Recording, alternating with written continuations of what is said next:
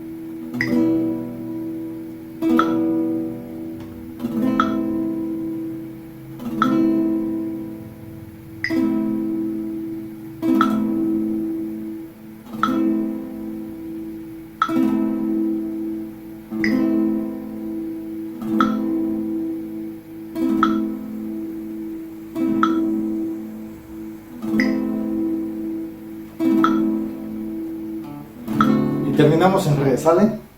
Bien, ahora para agilizar el ejemplo vamos a subirlo de 30 a 80. Vamos a escuchar cómo sería el ejemplo.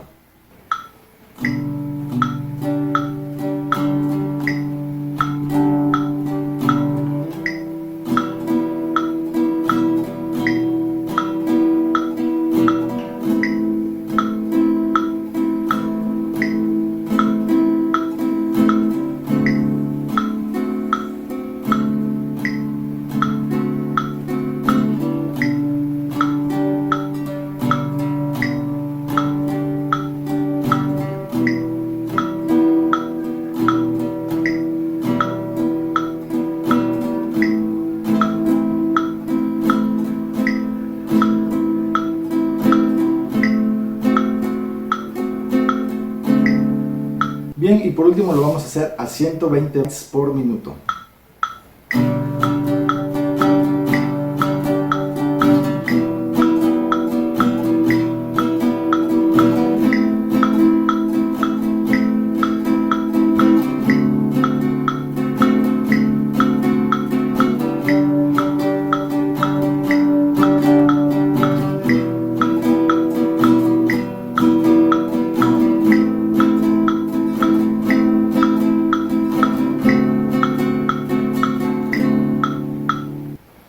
Vamos a hacer lo mismo con el segundo ritmo, vamos a empezar en 30, 80 y 120, veamos cómo suena.